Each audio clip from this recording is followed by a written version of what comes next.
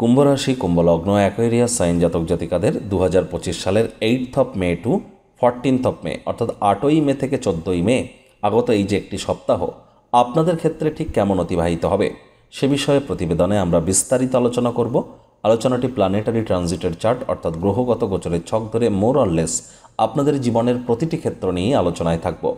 আলোচনাটি অত্যন্ত গুরুত্বপূর্ণ হতে চলেছে, তার কারণ এ সপ্তাহের একদম অন্তিমতম দিন অর্থাৎ 14ই মে বুধবার রাত 11:20 বৃহস্পতি কিন্তু রাশি পরিবর্তন করতে চলেছে। আর বৃহস্পতি রাশি পরিবর্তন করে আপনাদের ত্রিকোণভাবে গোচর করতে চলেছেন।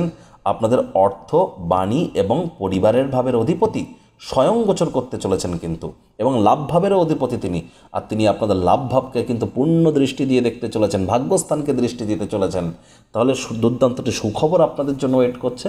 আর এর সাথে সাথে আপনাদের সুখভাবের অধিপতি আর আপনাদের ভাগ্যস্থানের অধিপতি শুক্র বর্তমানে উচ্চস্থ হয়ে মার্গী। এ সপ্তাহে সূর্য বুধের বুধাদিত্য নামক রাজযোগও আমরা পরিলক্ষিত করব। আর দেখুন, সপ্তাহের প্রথম দিন 8ই মে বৃহস্পতিবার মোহিনী একাদশী। এদিন সনাতনী হিন্দু ভাই বোনেদের বলবো একাদশীর মহান ব্রত পালন করুন। না পারলে ওদিন সাত্ত্বিক জীবনযাপন গ্রহণ করুন। কোনো কিছু না পারলে ভগবান হরি বিষ্ণুর উদ্দেশ্যে বলুন ওম নমো ভগবতে বাসুদেবায় নমঃ 108 বার জপ করুন না। আবার 12 তারিখ রাজযোগ চ্যানেলের তরফ থেকে আপনাদের সকলকে অগ্রিমভাবে বুদ্ধ পূর্ণিমার হার্দিক শুভেচ্ছা অভিনন্দন রইল। ভগবান বুদ্ধকে কিন্তু অবতার হিসাবেই আখ্যা দেওয়া হয়েছে। ওদিন কোনো কিছু না পারলেও আপনারা 108 বার বলুন বুদ্ধাং শরণাম গাচ্ছামি, এটি 108 বার বলুন। এবং আপনারা পারলে, যাদের বিশেষ করে চন্দ্র দুর্বল, মানসিকভাবে মেন্টাল স্টেবিলিটি যাদের নেই, খুব সহজে দুঃখ পেয়ে যান, খুব সহজে আনন্দ পান, ইমোশনাল আপনারা, তাহলে অবশ্যই তামার বা পিতলের ঘটিতে করে কাঁচা দুধ আপনারা পূর্ণিমার দিন সন্ধেবেলা বহমান জলে ভাসিয়ে দিন, লাভান্বিত হবেন। আর বন্ধুরা, এই আলোচনাটি কিন্তু ইন জেনারেল হবে। আপনারা জানেন পৃথিবীতে যতজন কুম্ভ রাশির আছেন তাদের প্রত্যেকের জন্য। আপনি চাইলে আপনার ব্যক্তিগত গণনা এনি টাইম আমাদের দ্বারাই করাতেই পারেন। এর জন্য স্ক্রিনে আমরা নাম্বার দিয়ে থাকি। চাইলে শনিবার রবিবার অফিসে এসে সামনাসামনি ফেস টু ফেস সাক্ষাৎ করতে পারেন, অথবা by phone any time consultancy আপনারা নিতেই পারেন। তো চলুন আলোচনায় প্রবেশ করা যাক। কুম্ভ রাশি, কুম্ভ লগ্ন, অ্যাকোয়ারিয়াস সাইন জাতক জাতিকারা কালপুরুষের রাশি চক্র অনুযায়ী 11তম রাশির আন্ডারে আপনারা পড়েন। আপনাদের রাশির অধিপতি শনি মহারাজ। আর স্ক্রিনে আপনারা যে চার্টটি দেখতে পাচ্ছেন এটি কুম্ভ রাশির জাতক জাতিকাদের 2025 সালের 8ই মে আপনাদের গ্রহগত গোচরের ছক ঠিক এমনটিই দেখাবে। আপনাদের ফার্স্ট হাউসে 11 লেখা থাকলেও গুলিয়ে ফেলবেন না, এটিই কিন্তু আপনাদের ফার্স্ট হাউস। আপনাদের সেকেন্ড হাউসে শুক্র শনি রাহুর সংযোগ থাকছে, পুরো সপ্তাহটি জুড়েই থাকবে এই ত্রিগ্রহী যোগ। এখানে শনি রাহুর পিশাচ যোগ যেমন আছে, ঠিক তেমনই আপনাদের সুখভাব ভাগ্যস্থানের অধিপতি শুক্রের কিন্তু এখানে উচ্চস্থ অবস্থায় আছেন তিনি, এবং মার্গী অবস্থায় আছেন। সূর্য বুধের বুধাদিত্য যোগ আপনাদের পরাক্রমের ভাবে পুরো সপ্তাহটি জুড়েই থাকবে।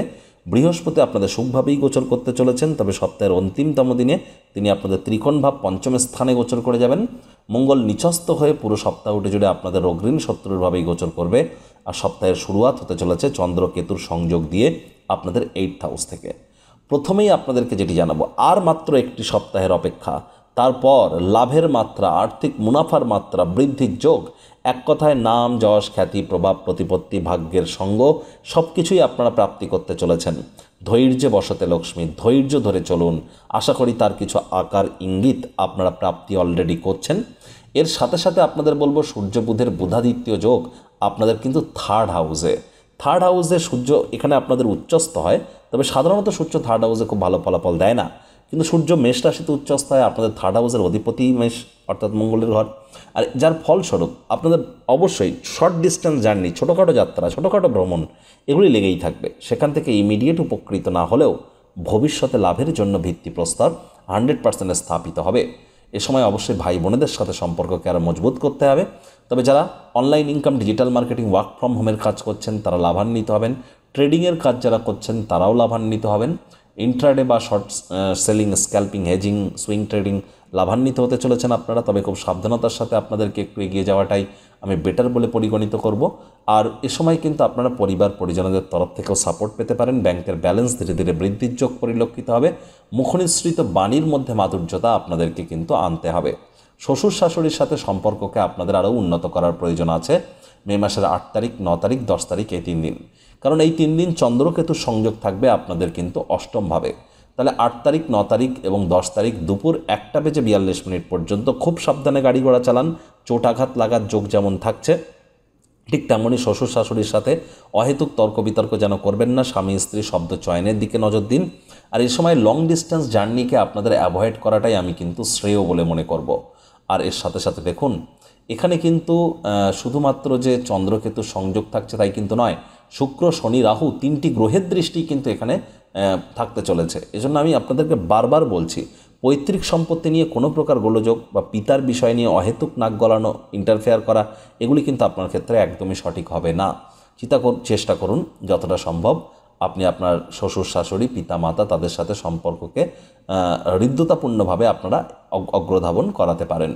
এই চন্দ্রই কিন্তু আবার শনিবার অর্থাৎ মে মাসের 10 তারিখ দুপুরবেলা 1:42 আপনাদের ভাগ্যস্থানে গোচর করে যাবে এবং সেখানেই থাকবে 12 তারিখ রাত 2:27 পর্যন্ত।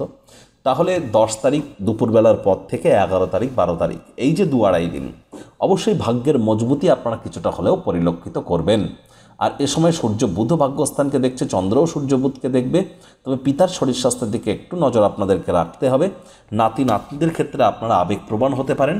শিক্ষার্থী বিদ্যার্থীদের পড়াশোনায় মনোযোগ কিন্তু আরও বৃদ্ধি করার প্রয়োজনীয়তা আমরা কিন্তু উপলব্ধি করছি। এর সাথে সাথে আপনাদের বলবো, কঠোর কায়িক পরিশ্রমের কিন্তু কোনো বিকল্প নেই। শর্টকাট অবলম্বন করে কিন্তু খুব বেশি উপকার আপনারা পাবেন না। আর লং ডিস্টেন্স জার্নি আপনাদেরকে আবারও বলছি অ্যাভয়েড করুন। আর এ সময় যতটা সম্ভব যারা শিক্ষার্থী বিদ্যার্থী আছেন, পড়াশোনায় মনোযোগ বা মনোসংযোগ আপনাদেরকে কিন্তু অবশ্যই বৃদ্ধি করতে হবে। পুরো সপ্তাহটি জুড়েই আর্থিক মুনাফা বৃদ্ধির যোগ আপনাদের জন্য থাকছে, আয় ইনকাম বৃদ্ধির যোগ থাকছে, মনের বিভিন্ন স্বপ্ন কল্পনা বাস্তবে রূপ নিতে পারে, লাক্সারি কোনো আইটেম কিন্তু আপনারা ক্রয় করতেই পারেন, রোম্যান্টিক মুডেও কিন্তু আপনারা থাকতে চলেছেন। দেখুন, চন্দ্র কিন্তু আবার 13 তারিখ 14 তারিখ এ দুদিন কিন্তু থাকবে আপনাদের কর্মস্থানে, যার ফলস্বরূপ যারা নার্স আছেন, যারা সেবামূলক কাজ করেন, এনজিও সেক্টরে আছেন বা সোসাইটি অ্যাক্টের আন্ডারে আপনারা কাজ করছেন, পাবলিক সার্ভিসের কাজ করছেন, যারা বিশেষ করে তরল সম্পর্কিত পেট্রোকেমিক্যাল ওরিয়েন্টেড দুগ্ধ জাতীয় বা রূপোর কাজ, রূপো মানে সিলভার, বা চাল সম্পর্কিত রাইস ওরিয়েন্টেড কোনো কাজ বা বরফ সম্পর্কিত কোনো কাজের সাথে যারা যুক্ত আছেন, সুইট ইন্ডাস্ট্রি বা মিষ্টান্ন জাতীয় দ্রব্য বা দুগ্ধ জাতীয় দ্রব্যের সাথে যারা যুক্ত আছেন, তাদের জন্য কিন্তু সময় সুযোগ খুব বেটার পরিগণিত হবে। যে সমস্ত দম্পতি সন্ততি প্রাপ্তির প্ল্যানিং করছেন, গর্ভধারণের প্রচেষ্টা করছেন, মঙ্গলবার 13 তারিখ 14 তারিখ এ দুদিন আপনাদের ক্ষেত্রে খুবই বেটার পরিগণিত হবে। মঙ্গলবার বুধবার এ দুদিন। আর বৃহস্পতিও কিন্তু আপনাদের পঞ্চমভাবে এসে প্রথম সন্তানের তরফ থেকে লাভান্বিত হওয়ার যোগ, প্রথম সন্তান প্রাপ্তির যোগ এগুলি তৈরি করবেন, লাভের মাত্রাও বৃদ্ধির যোগ করবেন। আর চন্দ্র আপনাদের সুখভাবকে দেখবে 13 তারিখ 14 তারিখ। আর সুখভাবের কিন্তু চন্দ্র উচ্চস্থ হয় আপনাদের ক্ষেত্রে, কারণ বৃষভ রাশির ঘর ওটা, যার ফলস্বরূপ শনি দৃষ্টি থাকা সত্ত্বেও 13 তারিখ 14 তারিখ মায়ের শরীর স্বাস্থ্যের উন্নতি, মায়ের সাথে সম্পর্কের উন্নতি, নতুন জমি বাড়ি গাড়ি এগুলি ক্রয় করার যোগও কিন্তু আপনাদের জন্য অবশ্যই থাকছে। তবে হ্যাঁ, পুরো সপ্তাহটি জুড়েই ছোটোখাটো রোগশোক যদি দেখা দেয়, ইমিডিয়েট চিকিৎসকের পরামর্শ নেবেন। নিজে থেকে মেডিসিন কিনে খাবেন না, মেডিসিনের উপরে নির্ভরশীলতা বেড়ে যেতে পারে। আর ঘুমের সমস্যা একটু থাকতে পারে, ভয় ভাব একটু কাজ করতে পারে। আর লোন বা ঋণ নেওয়া থেকে আপনাদেরকে বিরত থাকার পরামর্শ দেব।